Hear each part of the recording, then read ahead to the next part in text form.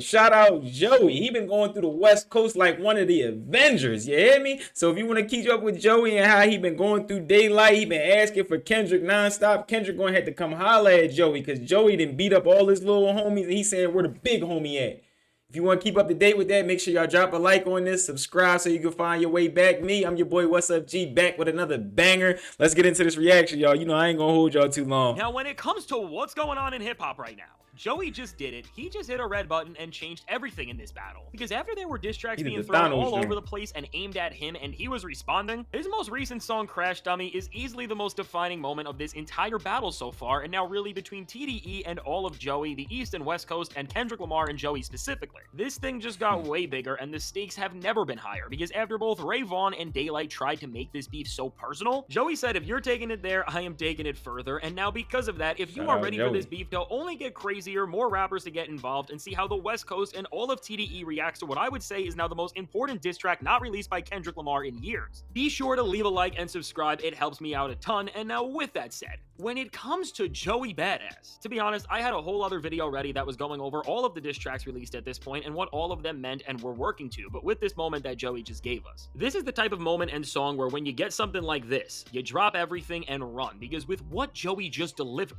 this diss is not just saying the most out of all of the tracks that have been released in this entire lyrical skirmish, but if anything, it has to be the song that is going to get Kendrick Lamar to speak on this for sure, because now with what Joey did here was absolutely disrespect and come at everything Kendrick Lamar holds so sacred and important, while also checking Ray Vaughn and Daylight at the same time. And when it comes to Kendrick, it really seems like Joey studied everything that happened last year with him and Drake and J. Cole to create a moment that will get him to respond, because with a lot of this song, from the Hit 'Em Up sample, which is now directly channeling the Tupac energy more than anything else has, and unlike something like Drake's tailor-made freestyle, it is tasteful, and of course, as Hit 'Em Up is the diss record, it is directly channeling the idea of competition. So then from that, saying Kendrick's name on the track, and then throwing some big claims his way, which are going to make headlines, like saying that Kendrick Lamar is scared and that his team was at Diddy parties after all. And then beyond that, to even lifting some of the same talking points and sentiments that Kendrick used to Drake on something like 616 in LA, with the whole "have you ever thought that OVO was working for me" part of that track, by saying "have you ever thought TDE is working for me here?" Overall, no matter what else you want to say and who you are rooting for, Joey has clearly studied everything that has happened in this time to try and create something that can be both effective and catchy to people, and at the same time be a vengeful response that is going to show all of TDE that they have nobody else who is going to be able to handle him besides Kendrick Lamar. And now really, as Ray Vaughn and Daylight were the ones who asked for this beef to get to this point, as both have made their recent diss tracks very personal, and Ray made his last song all about how Joey was at the Diddy parties and how he was a part of everything else going down there, and Daylight also used some similar points, and Daylight also used some similar talking points, and also said some other stuff like he was gonna eat, and actually we can't even say that here, but he said that he was gonna do some very strange stuff, to say the least, to Joey's family. I mean, they clearly crossed a whole other line for TDE and waved that flag that Joey is now just following in and showing up too. And I mean, unlike the other fraud rappers that we have seen recently, like Drake for example, who of course would cry here when things went too far and get scared and then do something like the Hard Part 6, because of course for Drake, only somebody like him could play by this set of rules. In the spirit of hip-hop, Joey is pushing things further in almost something that feels like a successor and almost evolution of what Not Like Us was, just in terms of how fun and catchy this track is, while simultaneously being a very effective and important diss track that is going to have major implications on what's about to come next. And speaking of Not Like Us, when it comes to Joey taking so many different beats and things that worked about that song, whether some of this is a coincidence or not, after Kendrick's weird case bar about Baca's Air, seeing Joey mention and bring up how TDE has a weird case of their own, which is of course referring to the suit that happened with some people in the label, which was alleging some very bad things right around the Super Bowl. I mean, again, no matter what side you are rooting for, as a lyricist and competitor, Joey is doing the right things to take over this beef and make it a bigger and bigger moment that he is trying to shift, of course, in his and New York's favor. And really, this track is going to create some uncomfortable conversations, especially about the East and West Coast, as this has really all just started a new iteration of that beef on the greatest scale that we have seen in really so long. And now, as Joey is really trying to make the West look bad here and make them answer some uncomfortable questions that they have tried to avoid, he feels like, he straight up said some big things, like, "We ain't ducking smoke, this is hip-hop. All I need is a microphone and a disc jock. I do this for Big, Pac, and Pop Smoke. How many more New York people gotta on y'all coast?" And with that, that's a powerful line that of course refers to Biggie and Pop Smoke and how they were lost and where they were lost. And as nobody is holding back in this thing and everybody is trying to win, this was a very strong thing that Joey said that I think is going to have major implications on a lot to come, because it's definitely going to strike and bring things to a very emotional place for people. But now, speaking of all this power that Joey is trying to get here, and power moves specifically, Joey makes another power move here by flexing his pen and telling— Look, I can't even front though. I'm digging the energy from Joey though. Like he really did what Drake couldn't. He really did what Drake couldn't with a 1v11 and been slapping everybody up on the West Coast, and in TDE, he been slapping everybody up. Let's keep going. Rappers now that from the release of this track now on, if a rapper does not respond to him within 24 hours, it's a shot clock violation and their beef is over. And I think as Joey is trying to get Dot and have all of these other rappers move out of the way who are trying to keep getting in this thing, this is a good way to just scare away some of those 101 rappers, as he says, out of there and get them to work under more pressure and stop wasting his time with these disses that really don't matter in the grand scheme of it all. And now at the core of Joey's verse here, what he is trying to do is hold up his crown and make the biggest push that he has to get Kendrick Lamar to jump out and respond to him, as he literally says here, and this is wild when you think about how so many other rappers are just absolutely terrified of Kendrick, and I mean rightfully so.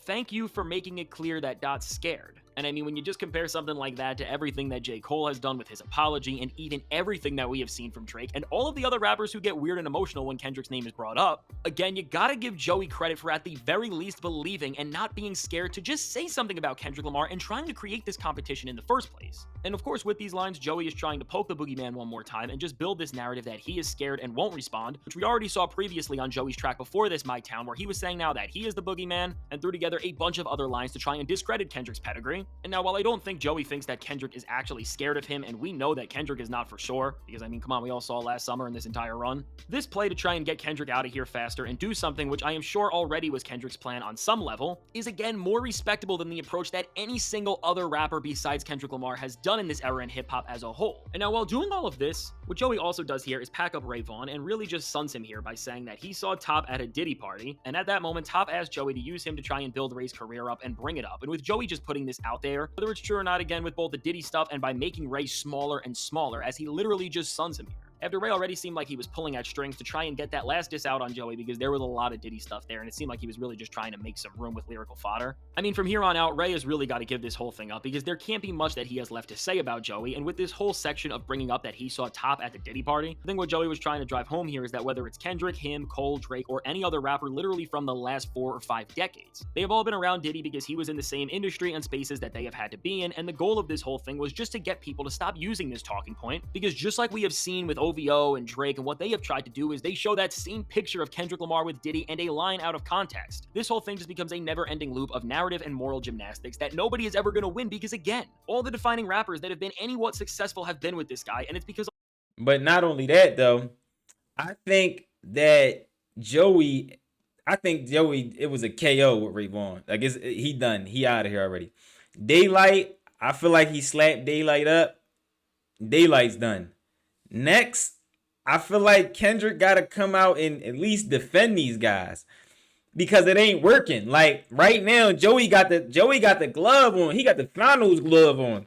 And don't get me wrong, Daylight came rapping. It's just he don't got nothing for it. Whatever energy Joey coming with, it's the energy right now. He coming with the vibes and he coming with the energy. Whatever that energy is he got, you gonna need somebody with that same type energy. Cause Vaughn got slapped up, bro.